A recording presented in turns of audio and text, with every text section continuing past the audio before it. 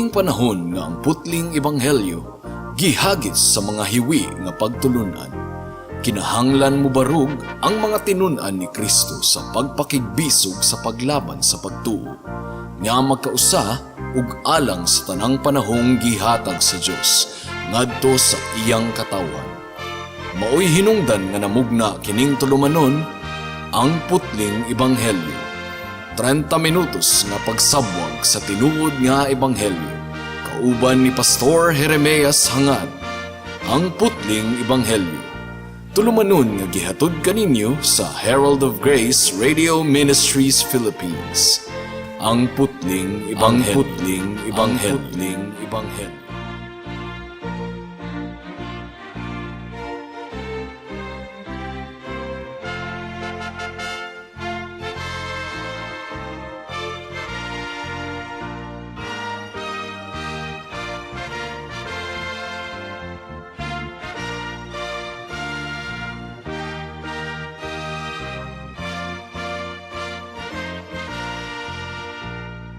Mayong hapon Mabinay, mayong hapon Negros Oriental, Negros Occidental, Guimaras, Dumaguete City ug kutob sa tanang gidala sa Ginoo sa pagpaminaw niining atong programa nga giuluhan og ang putling ebanghelyo. Kini ang inyong igsuon og higala sa kahanginan si Pastor Jeremias Lauri Hangad sa Herald of Grace Radio Ministries Philippines, dinuyugan sa iglesia nga nag-sponsor niining atong programa, ang Salitran Covenant Bible Church sa Barangay Salitran, Dakbayan sa Dasmariñas, Probinsya sa Cavite. Ang atong teksto ning takna sa kahaponon makita sa mga Buhat Kapitulo 15, versikulo 22 hangtod sa 35. Ang giingon diri: Unya nagkauyon ang mga apostoles, ang mga kadagkuan ug ang tibuok simbahan sa pagpilig mga tawo gikan sa ilang pundok aron ipadala ngadto sa Antioquia uban ni Pablo ug ni Bernabe. Gipili nila si Judas nga ginganlag Barsabas ug si Silas, mga tawo nga gitamod pag-ayo sa mga kaigsuonan, ug ilang gipadala kanila kining mosunod nga sulat. Ang mga apostoles ug ang mga pangulo sa simbahan nga inyong mga igsuon nangumusta sa tanang mga kaigsuonang dili Hudiyo nga nagpuyo sa Antioquia, sa Syria ug sa Cilicia. Nakadungog kami nga may mga sakop sa atong pundok nga gikan sa Jerusalem nga nagsamok ug nagpalibog kaninyo tungod sa ilang gipanulti, bisan wala namo sila sugua sa pagbuhat niini. Busa sa among panagtigom nagkauyon ang tanan sa pagpilig mga tinugyanan aron ipadala nganha kaninyo. Bukuyog sila sa atong minahal nga mga higala nga si Bernabe ug si Pablo, nga naghalad sa ilang kinabuhi aron pag-alagad sa atong Ginoong Hesukristo. Busa among gipadala kaninyo si Judas ug si Silas nga maoy musaysay sa mga butang nga among gisulat kaninyo. Ang Espiritu Santo ug kami nagkauyon nga dili kamo hatagan og daghang palas-anon gawas sa pipila nga gikinahanglang tumanon. Ayaw kamo pagkaon sa mga gihalad ngadto sa mga Dios-Dios.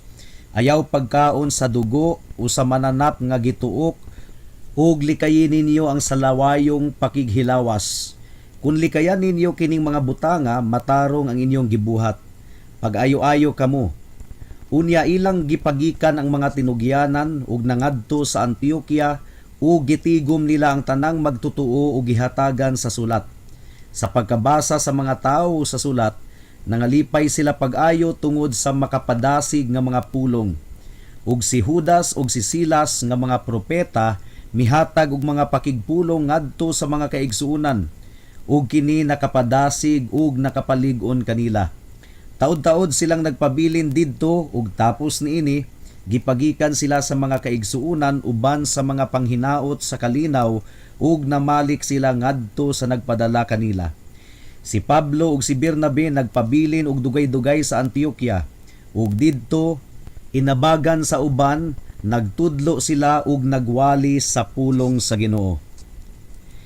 Niadtong miaging semana, nakita nato nga si Santiago ug dili si Pedro ang nagpreside sa pinakaunang church council meeting didto sa Jerusalem. Ug nagpamatuod kini mga kaigsuonan nga dili tinuod ang gipatuo kanato sulod sa dugay ng panahon nga si Pedro kuno ang prinsipe ug pangulo sa mga apostoles, dili gayud kana tinuod. Walay labaw kanila, equal lamang ang ilang awtoridad ingon nga mga apostol. Ug gani sa sulat ni Pedro sa unang Pedro kapitulo 5 bersikulo 1 hangtod sa 3, gi-address niya ang mga pastors ingon nga kaubang mga pastor nga ka-level lang niya. So hinaot nga nahataga na kini og katin-awan alang sa matag usa.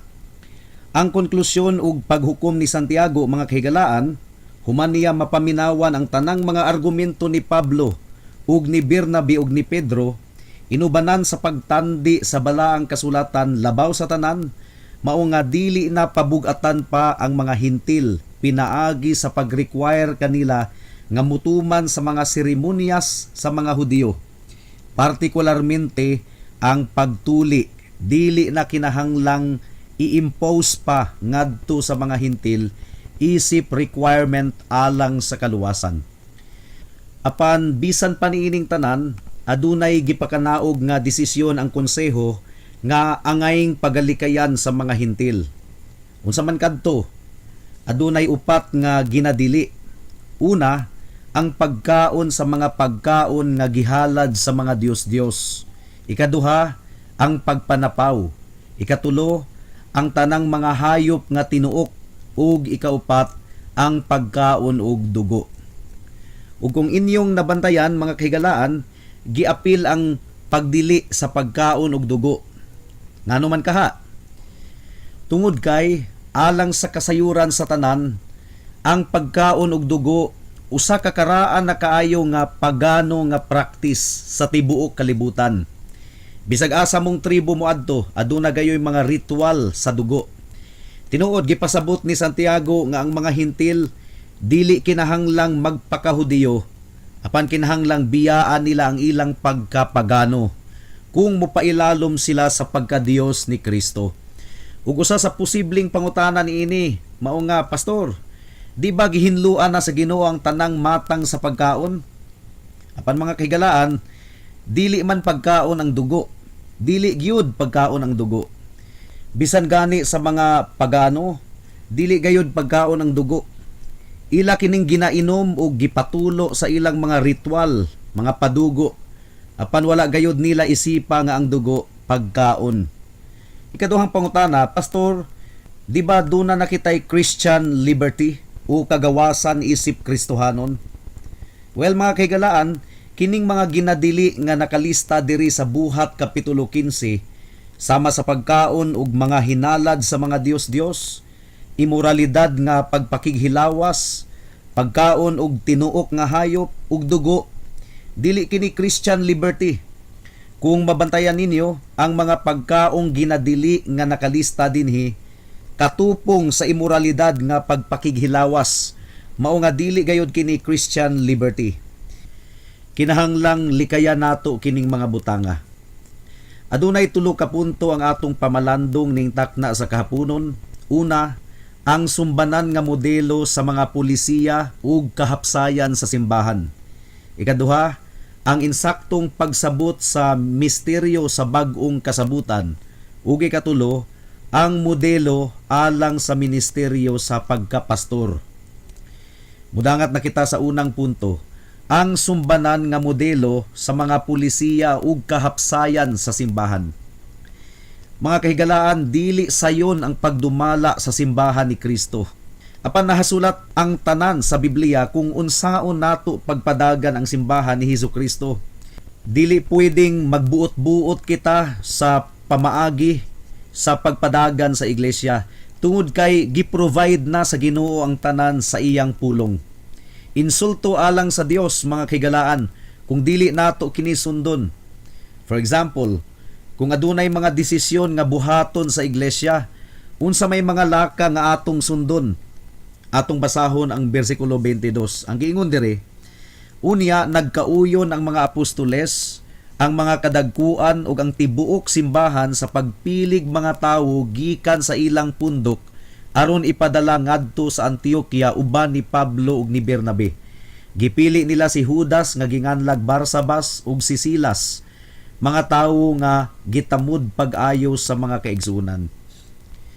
Ang uban nga mga komentarista, mga kahigalaan, nagagamit niini nga bersikulo aron ipamugos ang lunlon nga congregational o demokratikong matang sa panggobyerno sa iglesia. Ambot pasabot sa demokratiko kining kung dunay desisyon, butaran kanunay sa mga miyembro ug kung kinsay makadaog, mao'y matuman. Mo kini ang demokratikong panggobyerno. Apan dili kini ang akong nakita ani nga bersikulo, mga kaigsuonan. Ang akong nasabtan ini, niuyo na lang og nagpasakop ang tibuok iglesia sa nadesisyonan na sa mga apostoles. Wala sila'y labot sa desisyon. Wala sila miapil sa council meeting. It was a meeting of the apostles and pastors, kauban ni Pablo ug ni Bernabe. Wala nagpa-referendum o nagpabutar ang mga apostoles sa mga miyembro sa simbahan aron sila makahimo sa ilang desisyon.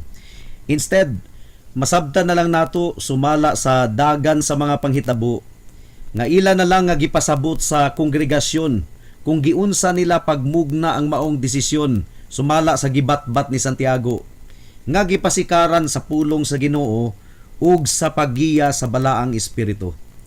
Karon sudungan ninyo ang kaalam nga gihatag sa balaang espiritu ngadto sa konseho, mga kahigalaan. Sa ilang pagkabot sa desisyon nga ipadala si Judas ug si Silas ngadto sa mga hintil nga magtutuo didto sa Antioquia uban ni Bernabe ug ni Pablo. Paminawan ninyo ang bersikulo 27, ang giingon dire, busa among gipadala kaninyo si Judas ug si Silas nga maoy musaysay sa mga butang nga among gisulat kaninyo.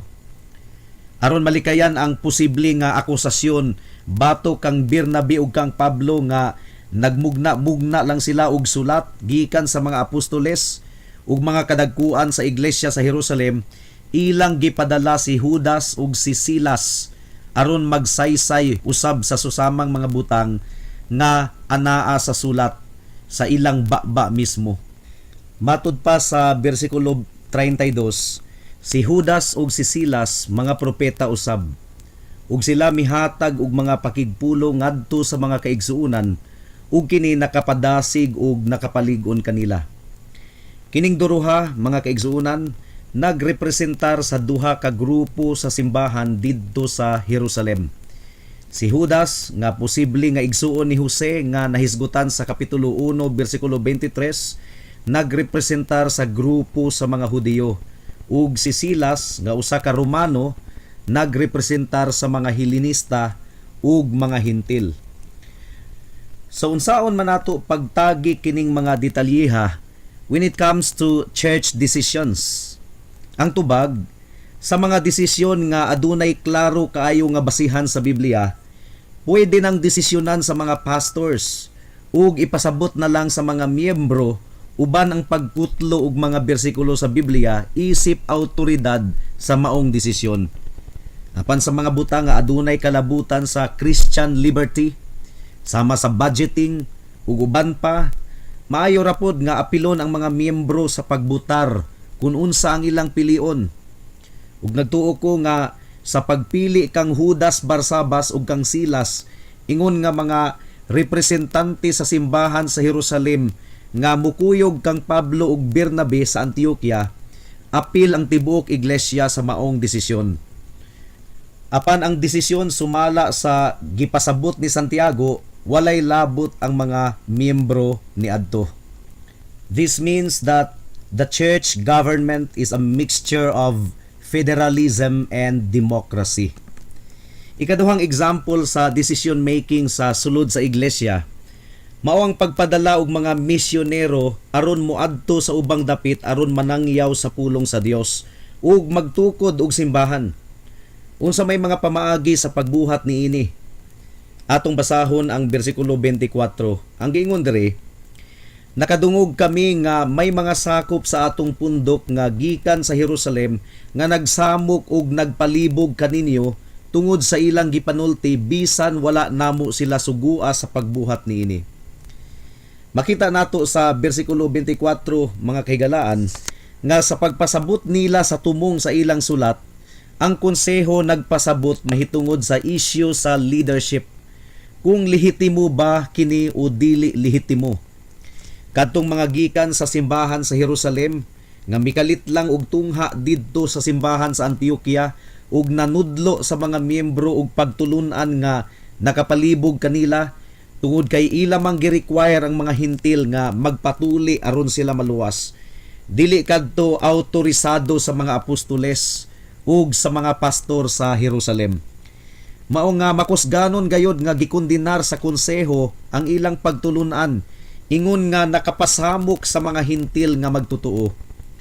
Ug sa laing bahin mga kahigalaan, ang sulat mipasidungog ug miila kang Bernabe ug kang Pablo nga mga lehitimong magwalali sa ebanghelyo sa atong Ginoong Hesukristo. So giklaro na sa mga apostoles ug sa mga pastors sa Jerusalem sa ilang sulat nga bisag na attach kadtong mga mini nga mga magwalali nga naka-record sa bersikulo 1 sa simbahan sa Jerusalem, dili sila autorisado sa simbahan sa Jerusalem aron moadto sa simbahan sa Antioquia aron magwali sa pulong sa Ginoo didto. Mao nga makita nato diri ang klaro kaayo nga foundational principle nga angayang sundon sa iglesia when it comes to missionary work. Ang mga missionaries kinahanglang opisyal nga ipadala sa tibuok iglesia tungod kay ang giingon sa Roma kapitulo 10 bersikulo 15, unsaon man nila pagpanangyaw kung walay nagpadala kanila. Apan sa dili pa sila ipadala ingon nga missionary, kinahanglang masulayan usa sila whether insakto ba ang doktrina nga ilang gibarugan ug pino ba ang ilang mga kinaiya sumala sa nahasulat sa unang Timoteo kapitulo 3 bersikulo 7 ug Tito kapitulo 1 bersikulo 5 hangtod sa 9. Kinsa man ang mo-examine kanila? Well, sumala pa sa Biblia, ang tibuok iglesia ang mo-examine kanila. Mao nga kung dunay church planter nga muanha sa inyong lugar mga kahigalaan, sutaa gayud ninyo dayon kung kinsa ang ilang sending church. Kay basin og self-proclaimed missionary lang na sila. Delikado kaayo. Kay basin og pareha na sila sa mga mini nga magwalali sa Buhat kapitulo 15 nga nanangyaw didto sa Antioquia apan wala sila sugua sa simbahan didto sa Jerusalem. Ug ang resulta, nakapasamo kaayo sila sa simbahan didto. Bisag unsang matang sa mini nga ebanghelyo, makapasamok gayod sa tinuod nga mga magtotoo. Kapila na kahigayon mga kahigalaan nga nasubo kaayo ang akong kasing-kasing tungod kay daghan kaayong mga magwalali dinhi sa radyo ug sa telebisyon nga nagtudlo og mga pagtulunan nga makapalaglag sa kalag. Daghan na pud kaayong mga simbahan nga nangagubot tungod kay adunay miabot nga magtutudlo nga sukwahi kaayo ang doktrina nga ilang gitudlo gikan sa kamatuoran. Kay sa tinuod lang mga kahigalaan, ang mga magtotoo posible nga dili sila makabatbat sa pulong sa Dios apan makadetect gayud sila kung ang giwali sa usa ka tawo tinuod ba o dili. Si Kristo na gyud mismo ang nag-ingon nga ang tinuod nga mga karnero dili maminaw sa tingog sa estranghero. Juan kapitulo 10 bersikulo 5. Kung atong basahon ang bersikulo 28, ang giingon diri, ang Espiritu Santo ug kami nagkauyon nga dili kamo hatagan og daghang palasanon gawas sa pipila nga gikinahanglang tumanon. Ang giingon diri, ang Espiritu Santo ug kami nagkauyon. Unsa may buti pasabot niini mga kahigalaan? Bisan pa og ang mga apostoles gihatagan og pribilehiyo nga makadawat og direct nga pagpakig-istorya sa Ginoo. Ang paniini nga higayon, wala nakig-istorya ang Ginoo directly sa ilang igdulungog aron sulbaron ang panaglantugi sa doktrina. Gitugutan hinuon sila sa Ginoo nga mukonsulta og duro sa Biblia ug mutuon sa probidensya sa Dios sa kasaysayan sa nangagi aron sulbaron ang maong isyu.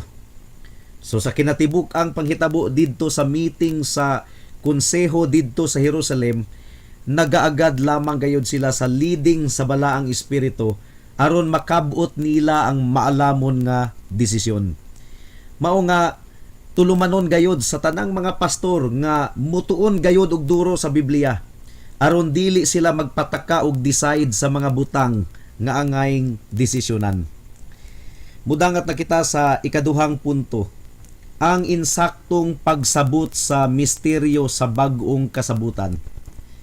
Karon, kung atong tan-awon ang greeting sa konseho sa ilang sulat ngadto sa mga magtutuo nga hintil, ilang gitawag ang mga Gentiles nga mga igsuon diha sa Ginoo. Makapadasig gayud kaayo kadto mga kaigsuonan tungod kay nagpasabot kadto nga giilan na sa mga Hudiyo nga ang hintil wala na nahimulag kang Kristo ug dili na mga langyaw tungod kay nahimo naman silang sakop sa katawhan nga pinili sa Dios. Ug aduna na sila ibahin sa mga kasabutan nga pinasikad sa saad sa Dios ngadto sa iyang katawhan. Nahiusa na ang mga hintil kang Kristo Jesus ug sila nga kaniadto layo sa Dios karon nahiduol na pinaagi sa dugo ni Kristo. Mao kini ang nasulat sa Efeso kapitulo 2 bersikulo 12 hangtod sa 13. Usa na lamang ka katawhan ang mga Hudiyo ug mga hintil. Ang Efeso kapitulo 2 bersikulo 14 hangtod sa 18 nagpasabot kanato nga pinaagi sa kamatayon ni Jesus giguba niya ang paril sa panagbingkil nga nagulang sa mga Hudiyo ug mga hintil. Mao nga ang giingon sa Efeso kapitulo 2 bersikulo 19 hangtod sa 22, kita nga mga dili Hudiyo dili na mga langyaw o mga dumuduong kundili mga kauban na sa katawhan sa Dios ug mga sakop na sa iyang banay. Gitukod kita diha sa sukaranan nga gipahimutang sa mga apostoles ug sa mga propeta ug ang bato nga gisukaran mao si Kristo Jesus. Diha kaniya gitukod ang tibuok balay hangtod nga mahimo kining balaang templo sa Dios. Uban sa tanang magtotoo, kita usab nga mga hintil nga magtotoo nahiusa ngadto kang Kristo diin nagpuyo ang Dios pinaagi sa iyang espiritu. Dalaygon kaayo ang atong buhi nga Dios. Ug mao kini ang hinungdan nganong sa bersikulo 31, ang mga magtotoo nga mga hintil nagmaya gihapon sila bisan pa sa upat ka mga butang nga ginadili alang kanila. Kadtong pagkaon og mga hinalad sa mga Dios-Dios, immoral nga pakighilawas, pagkaon og mga tinuok nga hayop, ug pagkaon og dugo. Imbes nga ilang giisip kadtong mga gidili nga mga butang ingon nga kabug-aton, nagmaya hinuon sila niini tungod kay nasayod man sila nga namugna kadtong maong desisyon sa konseho pinaagi sa paggiya sa balaang espiritu. Ug dugang pa mga kahigalaan, nakasiguro na sila nga gidawat na sila sa panimalay sa Dios pinaagi lamang sa pagtuo sa atong Ginoong Hesukristo. Mudangat na kita sa ikatulong punto, ang sumbanan alang sa ministeryo sa pagkapastor. Kung atong basahon ang bersikulo 30, klaro kaayo nga ang panagtigom sa iglesia nahitabo sa adlawng igpapahulay, sa Domingo, sa adlaw sa pagsimba. Ug niadto nga panagtigom, miwali og taas nga wali sa pagdasig si Judas Barsabas ug si Silas. Apan bisan pa sa kataas sa ilang wali, wala may nireklamo nga taas ra kaayo.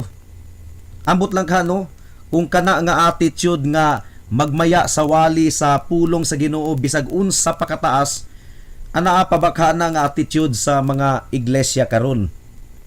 Well, naka-experience jud ko sa una sa Iligan nga gi-invite ko og wali. Apan gipahimangnuan jud ko nga mubuon ra kuno nako ang akong wali. Mga 15 minutos ra jud kuno dapat. Na unsa may mawali in tawon anang 15 minutos? Daghan pa man ganing gikulangan sa 30 minutos nato nga pagsibya dinhi sa kahanginan, 15 minutos pa kaha. Si Judas Barsabas ug si Silas nga dili lamang mga pastors kundi mga propeta usab sa bag-ong tugon, personal nga nag-reinforce sa mga pagdasig sa sulat sa konseho pinaagi sa ilang kaugalingong mga pagwali ug pagtudlo nga nagpalig-on sa mga kaigsuunang mga hintil diha kang Kristo. Mga kahigalaan, ang mga matinud-anon nga mga pastors nasayod gayud sa kanunayng panginahanglanon sa mga magtutuo ngang ilang mga kasing-kasing malig-on pinaagi sa ebanghelyo sa grasya sa Dios. Mao nga bisan pag si Judas Barsabas ug si Silas nakauli na sa Jerusalem, nagpabilin gihapon si Pablo ug si Bernabe didto sa Antioquia aron sa pagwali sa maayong balita sa ebanghelyo ni Kristo. Mao kini ang pinakatahas sa mga pastors, ang matinud-anon nga mutuon ug mutudlo sa pulong sa Ginoo, inubanan ang tumang mga pag-ampo. Dili trabaho sa pastor ang kanunayng magpakatawa. Trabaho na sa mga stand-up comedian. Ang trabaho sa pastor mao ang pagpasabot og duro sa pulong sa Ginoo nga nagpaila-ila sa bugtong Dios ug manluluwas nga si Hesukristo. Mudangat na kita sa mga aplikasyon. Alang sa mga magtutuo, buot kong matanom sa atong kasing-kasing ug hunahuna nga bisag adunay awtoridad ang mga apostol ug mga pastor sa Jerusalem ni adtong tungura, mapainobsanon gihapon ang ilang mga pinulungan sa ilang sulat. Paminawan ninyo ang bersikulo 23. Ang giingon dire, ug ilang gipadala kanila kining musunod nga sulat. Ang mga apostoles ug ang mga pangulo sa simbahan nga inyong mga igsuon nangumusta sa tanang mga kaigsuunang dili Hudiyo nga nagpuyo sa Antioquia, sa Syria ug sa Cilicia. Wala gayoy makita nato nga pagka mapahitason sa maong sulat, mga kaigsuunan. Ug bisan gani si Pedro nga gitumu-tumuan lang og bansag sa dakong simbahan nga prinsipe ug pangulo kuno sa mga apostoles, pagkalayo ra jud kaayo sa ilang gisulti ang pinulungan mismo ni Pedro sa iyang unang sulat sa kapitulo 5 bersikulo 1 hangtod sa 2. Ang giingon niya diri, kaninyo nga mga pangulo sa simbahan, ako ingon nga pangulo usab sama kaninyo ug saksi sa mga pag-antos ni Kristo ug mag-ambit sa himaya nga ipadayag unya, naghangyo kaninyo nga alimahan ninyo pag-ayo ang katawhan nga gitugyan sa Dios kaninyo. Nakita ninyo mga kaigsuunan, dili gyud ni pinulungan sa ilang giingon og prinsipe ug pangulo sa mga apostoles. Mao nga sa mga kaubang mga pastors ug mga magwalali, hinaot nga magkinabuhi kita diha sa pagka mapainobsanon sa tanang higayon. Alang sa mga wala pa kang Kristo, nakita ninyo nga ang mga Hudiyo ug mga Hintil nahimo ng usa diha sa panimalay sa Dios, pinaagi kang Kristo. Ikaw higala, unsaon man nga mahimo ikaw ang anak sa Dios. Hinumdumi nga dili tanang tao giisip nga anak sa Dios. Si Jesus na mismo ang nagbansag sa mga Hudiyo nga dili magtotoo kaniya ingon nga mga anak sa ilang amahan nga mao ang yawa. So ang buti pasabot, dili di ay tanang tao anak sa Dios. Well, unsaon man nga mahatagan ka og katungod nga mahimong anak sa Dios. Gitubag ka na sa Juan kapitulo 1 bersikulo 12 nga nag-ingon, apan kutob sa midawat kaniya diha sa pagtuo, kanila gihatag ang katungod nga mahimong anak sa Dios. Higala, ayaw na og langan-langan pa. Makasasala ikaw og dili makaluwas sa imong kaugalingon. Gisugo sa Dios kanimo ang pagsunod sa tibuok niyang balaod. Apan nagasupak ikaw sa balaod sa Dios. Ug usa na ni ana ang pagsupak sa balaod nga nag-ingon, ayaw pamakak. Ug tungod kay makasasala ka man higala, ikaw ug ako gikinahanglang bayra nato ang atong sala pinaagi sa pagpaaga sa dugo, pinaagi sa kamatayon. Dili gayud ikaw makahimo niini, higala. Apan salamat, gumikan kay si Jesus, mao ang misalo sa problema nga dili nato kayang sulbaron. Siya ang misunod sa kinatibuk-an gayud nga balaod sa Dios, ug siya ang nagbayad pinaagi sa iyang dugo sa tanang silot sa sala. Ang pagkamatarong ni Kristo ug ang kumpletong kapasayloan sa sala ihatag niya kanimo, higala, kung ikaw maghinulsol sa imong mga sala ug mutuo kang Kristo ingon nga imong bugtong Dios ug manluluwas. Karon na, ayaw na og paugma ipa. Amen. Hangtod din hilang kita taman sa atong pagtuon karong takna tungod kay wala na kitay oras pa. Ako kamong padayon nga giimbitar sa pagpaminaw niining atong programa sa matag Miyerkules alas 6 hangtod sa alas 6:30 sa hapon dinhi sa Power 102.1 RFM. Daghang salamat. Alang sa dugang nga mga pangutana, mahimong mo text kang Pastor Jeremias hangad sa 0935 744 3030.